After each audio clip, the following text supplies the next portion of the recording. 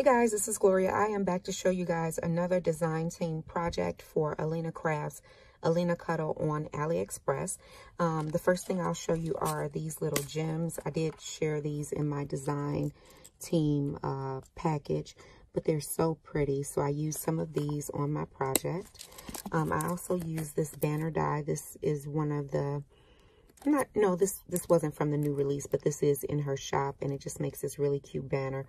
And if you can see these little swiggly lines, those lines actually cut out from the banner, and you'll see that on my project. This is an older die that she had in her shop, and if this die is still available, I will definitely link it down below. But this one has like shrubbery and some vases in here. This is a really cute die, and these are some of the cuts right here. So I use that one. I also use this particular die right here, and I use the fence piece. And this fence piece is awesome, guys. It cuts out so well, and look at the detail on that fence. I love that. So I did use the fence out of there. This is also an older die set, and it makes a storefront. I use this piece right here out of the set. And again, if this is still in her shop, I will link it. It also has a little cash register, a window, and a door to it. And I also use this door right here as well. I use this die right here. This is a bag topper die that she had a while back. I'm not sure if it's still in her shop, but if it isn't, I will show you or explain to you another way to use something similar to this. But this is the one that I used, and it has this score mark right here. Actually, no, I think I used it as a bag topper, but I think that this was to hold a gift card as well inside of a card. But anyway, if it's still in her shop, I will link it down below. And then last but not least, I did use the house die cut at again. This is the rough piece with the little decorative piece right here, and this is mostly all of the other parts to the house. So I will start off by saying, when I shared with you guys my house that I created, which this was the first one that I made, and this was back during Halloween time, right? And this one I created and even put a tea light, and I'm not sure if you can see that light up, but there is a tea light in there, and it's actually lighting up. And I love the way that this one came out. And I love the fact that you can make all kind of different houses with, here's the side right here. You can make all kind of different houses using this die. And so this was for Halloween.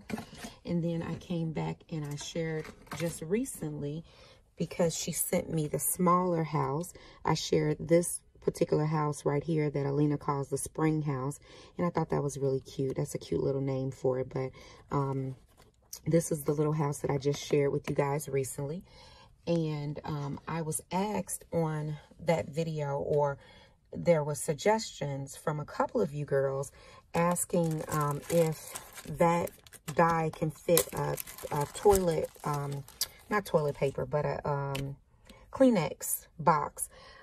It cannot fit a Kleenex box because a Kleenex box is too large. The ones that I purchased are anyway. I'm actually looking around for the Kleenex box that I just had, and of course, oh, there we go. So I picked this up from Aldi today, and this is the Willow brand, and it's the facial tissue with lotion. And this box is, you know, pretty tall, and it's actually, if I put this side by side, my house, it's bigger than my house, as you can see. But I wanted to figure out if there was a way that I can make it work.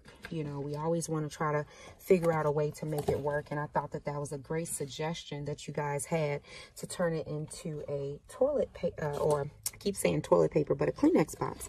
And so I did just that, guys. I turned it into a Kleenex box. So I'm not going to do the tutorial on this video. I'm just going to kind of walk through and share with you guys how I actually created this one. So this is made using the smaller die set that Alina just sent to me. And as you can see, I use the Maggie Holmes paper. I also use the digital from Webster's Pages to put the little bow on the door. Here's where I put the little fence, and here are two different planter boxes with some little planters coming up on the side. Here's where I use the little awning on the front, and then that's the little banner, and here are the little stones that I showed you guys. I also put this little acrylic heart up here, and this is from Dear Lizzie, I believe it is. Here's how the roof looks. This is the part that I use to create the opening for the tissue to go, you know, for you to be able to pull the tissue out. And I'll show you again what that die looks like.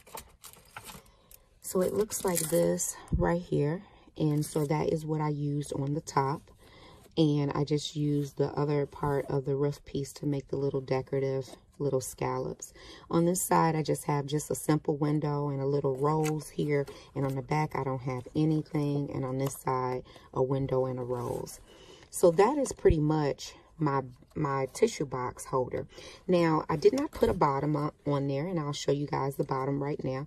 I used 110-pound weight cardstock, and this cardstock came from Joann. It's a really thick, nice, sturdy cardstock, and that's what you're going to want to use for the base of your tissue box if you don't close it up. Now, you can definitely close it up and, you know, put your tissue down inside of here, close the box up, but then you'll only be able to use it once.